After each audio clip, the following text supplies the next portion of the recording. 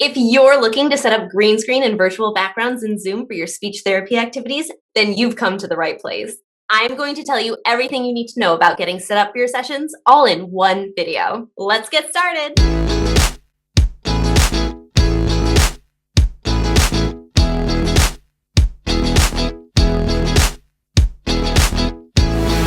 What even is a virtual background?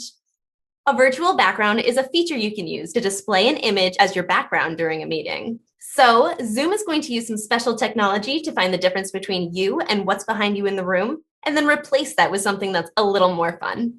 Now, when we talk about a green screen activity, all that means is that we're using either a PowerPoint slide deck or a series of images to present a story, activity, or game in our sessions. The only difference is that this story, activity, or game is going to be projected behind us while we complete it.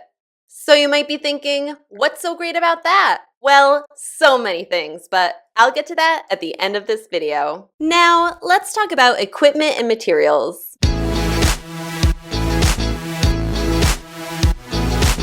First off, you're going to need the equipment that you may already have and use for teletherapy. So, a computer or laptop, maybe a webcam if you don't have one attached, and I definitely recommend some headphones. So here are some additional things that you may need for virtual backgrounds or green screen. In order to use full interactive activities and be able to move from background to background smoothly, you are going to need a Zoom account to access that technology. This can be a free Zoom account, or you can get a paid version. Just so you know, Zoom now has the option to make any paid plan HIPAA compliant, and the annual fee is pretty affordable. However, if you are not using Zoom, you can still use it on whatever platform you're using as long as they have a screen share function, which I will explain more in a bit. Another thing you might need is a green screen, or maybe not. You'll see what I mean soon. But if you are going to use a green screen, you literally just need green material behind you. You can grab an inexpensive green screen from Amazon and hang it behind you on a clothing rack, or put it right on the wall with some command strips and curtain hooks. But you can even just get a green plastic tablecloth from the dollar store, doubled up because they're thin. But this is what I did for my first few months using green screen, and it worked great. They're a little bit shiny, so there might be a glare here and there, but it's very likely that your kids will not even notice. So I really do think that it's a great, inexpensive way to start.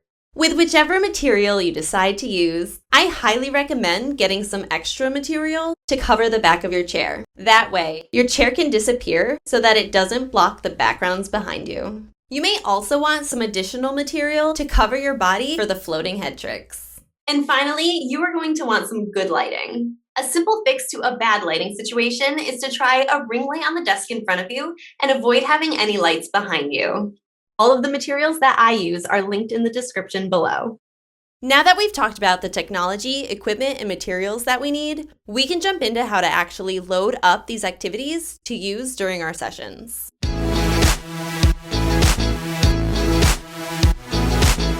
So there are two different file types you can use to set as virtual backgrounds. You are going to be able to use images, which would be a series of images that you would flip through, or you can use a PowerPoint slide deck. There are different steps for setting up the two different file types, so I'm going to cover all of those steps in this tutorial. Video is another option that your computer may or may not support. If you're able to use video, you are going to use the same steps as the images method to set that up. And now it's time to walk you through all of these steps, so let's start with images. For this tutorial, we are going to grab our activity downloads from the GoGoSpeech Digital Library, which can be accessed by those with a GoGoSpeech membership. Go into the digital library, find the activity that we want to download. Then we are going to choose Download Images. A zip folder with the images is going to download to your computer. I can click here on my browser to open the file, or I can go right into my computer files and find it there. In my Downloads folder, I can see the zip file labeled The Great Rainbow Revival. We are going to need to unzip this folder before we can use it in Zoom. Most computers will open a zip folder automatically when the file is clicked, but if that doesn't work, you can try to right-click on the zip file and find the option to Extract All, which should open it up so you can access all of the images. The images are all there, so now they're ready to upload to Zoom. Go ahead and open up your Zoom meeting. Then we are going to go into our video settings, and you're going to do this by going right next to that video button, clicking the up arrow, and then clicking Choose Virtual Background. So as you can see, we are in the Background and Filters section of the Zoom settings. In these settings, you are going to be able to press this plus sign to add more virtual background images. So when you click the plus sign, you are going to want to find where we downloaded this rainbow activity. Now you might remember that when we downloaded it from the GoGoSpeech website, it went automatically into the downloads folder. So that is where I'm going to find it right now. And I am going to click on the folder of images that is already unzipped. You are not going to be able to upload the zip folder, so you are going to make sure that it is unzipped before, like we just did. So you'll click on this folder. Now, if your images come up like this completely out of order, then it is really important that you right-click in the space between the images to click Sort by Name instead of Sort by Date. This will get all of the images in the correct order. If you were to upload these images in the wrong order to Zoom, Zoom does not yet have that feature that allows you to move the images around. So what you would have to do is delete all of the images you just uploaded and upload them again in the correct order. And you are going to want to upload all of these images at once if your computer allows for you to do so. Here's some things you can try to do that. If you have a Mac, you can press Command A, which will highlight all of the images. And if you have a PC, what you can do is you can try pressing Control and A at the same time. If that doesn't work, you can try clicking on the very first image and then holding down the Shift key and clicking on the very last image as well to see if it highlights all of the images in between. Unfortunately, if that doesn't work, there isn't a solution at this time. What you would have to do if you are using the images version is to upload them one at a time, which some, depending on their preferences, do say is worth it. So since I have a Mac, I'm going to press Command A to highlight them all and click Open.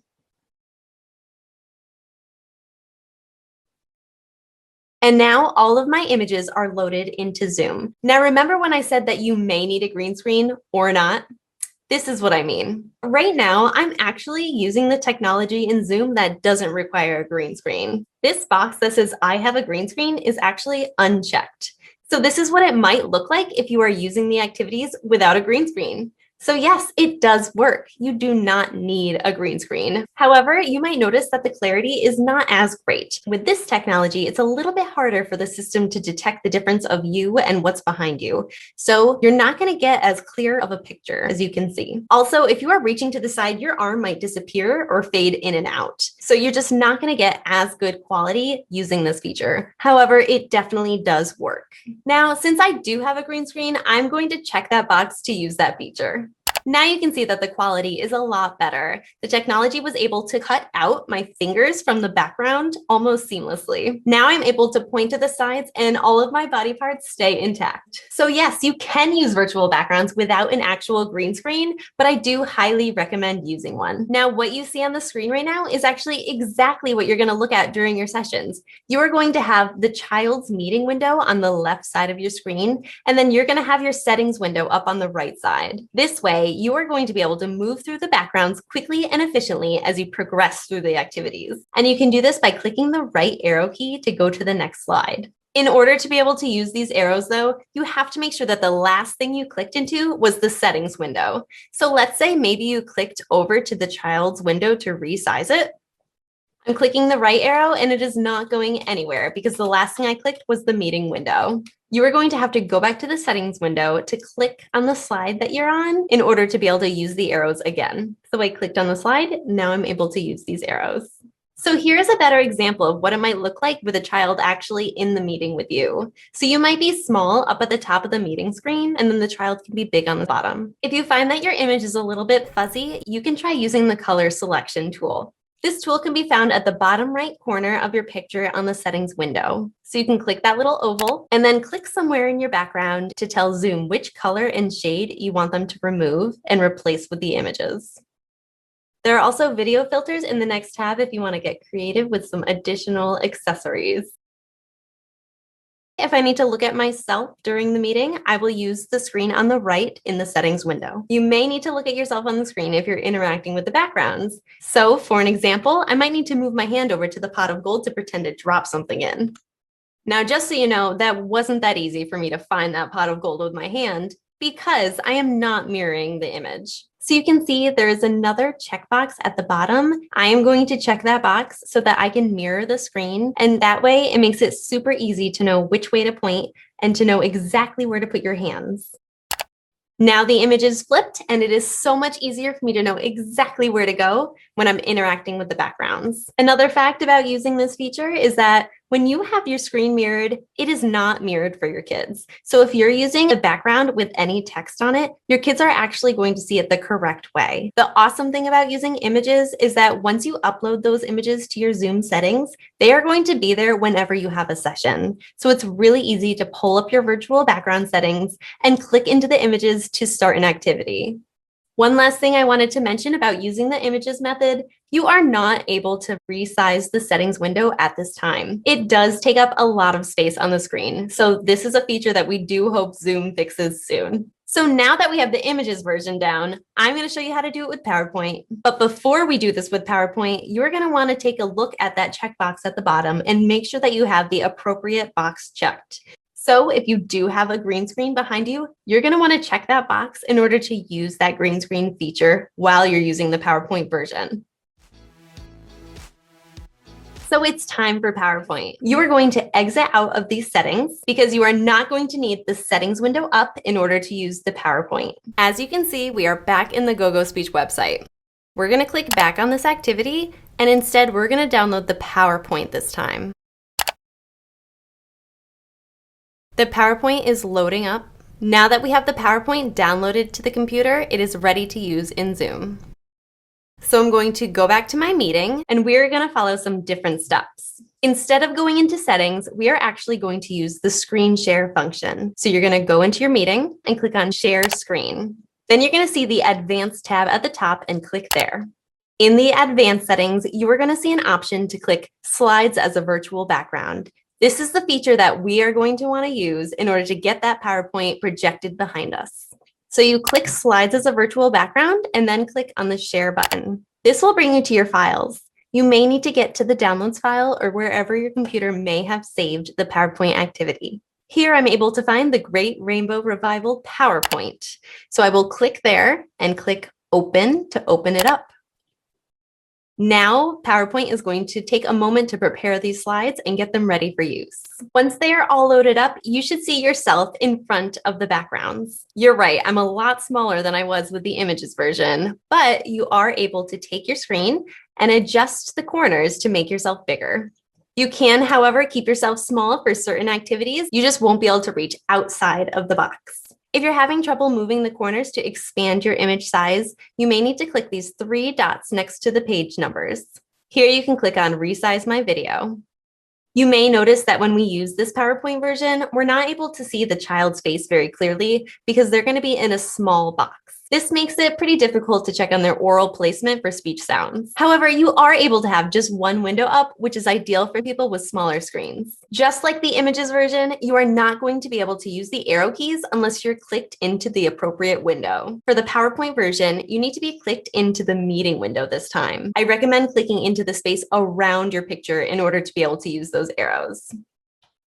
If you click into your picture, it's not going to allow you to use the arrows because it's going to want to move your box. You can also just click the arrows on the screen. Now, if you are using the PowerPoint version for your sessions, you are going to go through those steps at the beginning of each session to pull up that PowerPoint.